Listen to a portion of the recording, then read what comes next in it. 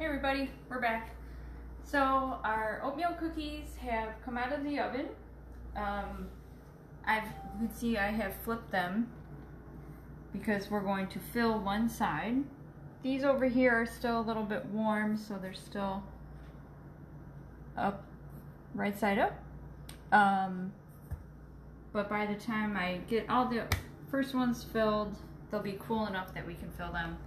And also what I've done, because when you're doing sandwich cookies, you want to try to have the cookies be similar in size that you're going to put together. So like you can see here, these ones are a little bit more round and thick. So I'm keeping those together, whereas these ones up here are a little flatter. And so I try to keep them similar in size. And it's weird, I was just saying to Chris that you bake them all the same exact way, but they do come out a little bit different.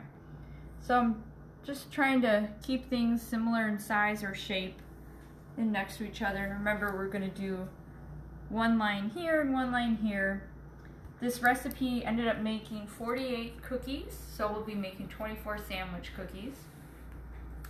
And so I'm going to be using a pastry bag with a tip that is just a circular large tip, just because it makes it a little easier. I'm using a throwaway plastic bag. What you can do that helps, if you're filling a pastry bag, you can always put it in something that's a little bit taller, and that way it kind of stands up if you don't feel comfortable holding it. So, because a lot of times what you can do then, also, if you feel more comfortable with the pastry bag, is you kind of hold it in your hand underneath and you see it's folded over here, so it's sturdier. So I'm going to come to my frosting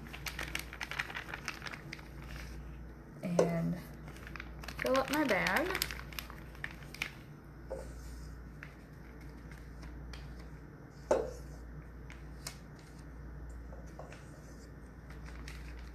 I'm kind of,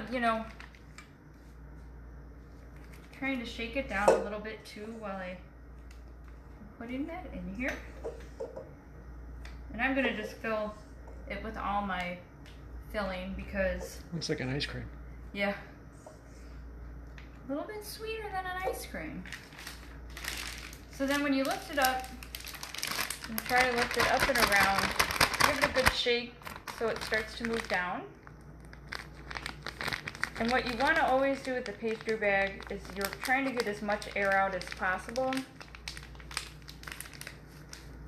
And so you kind of squeeze it together until you have the filling coming out the front. And so now I'm going to twist my bag at the top. And so it's twisted, but I'm always holding it.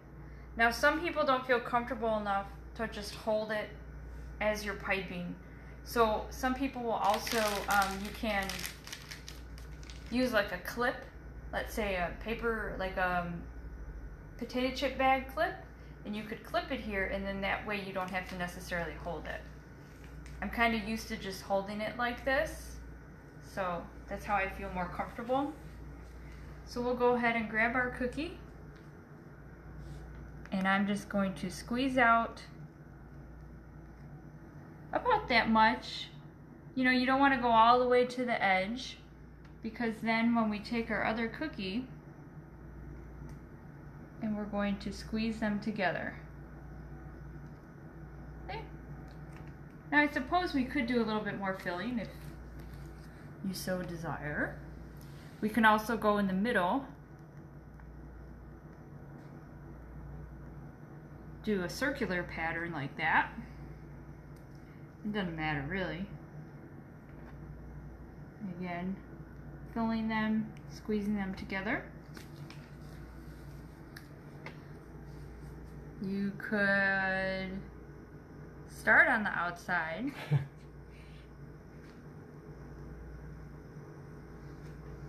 I don't like doing it that way because then I feel like I'm not getting enough. Really, you just want to fill it. Is there any way you could do it wrong? Not really. And so we see It's pretty simple.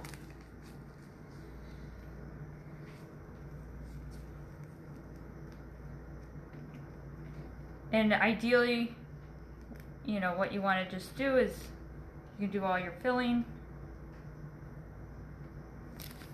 And again, you know, don't go on to your next one because that's the one that fits your top. It's an assembly or your bottom. Right. So, as you feel more comfortable,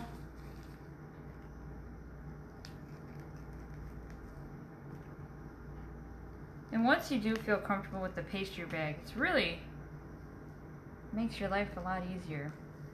Now, if you wanted to, if you don't have a pastry bag or you don't feel comfortable, I can show you.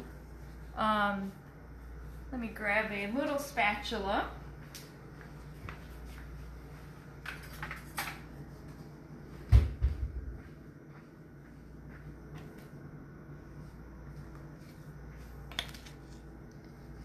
So let's say we were just going to use a spatula, and you could use an offset spatula like this, and I would put it on the back of my spatula, and then you could just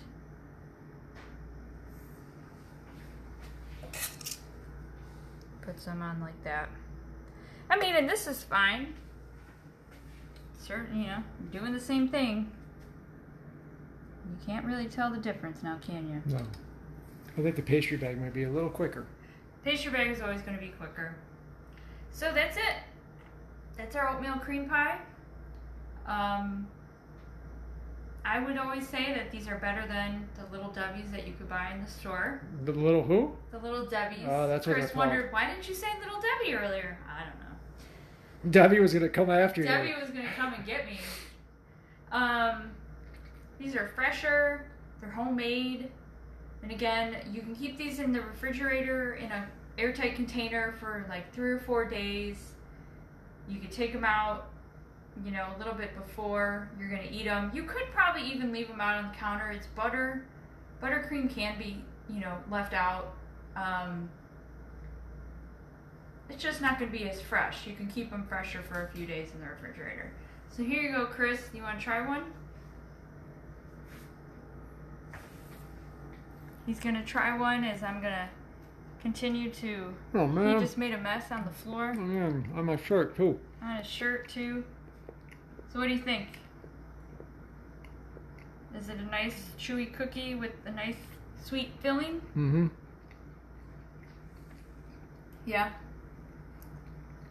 Does it taste better than a Little Debbie? I never had one. You've never had a Little Debbie oatmeal cream pie? No. Ever? No. My first one. Well, Little Debbie ripoff.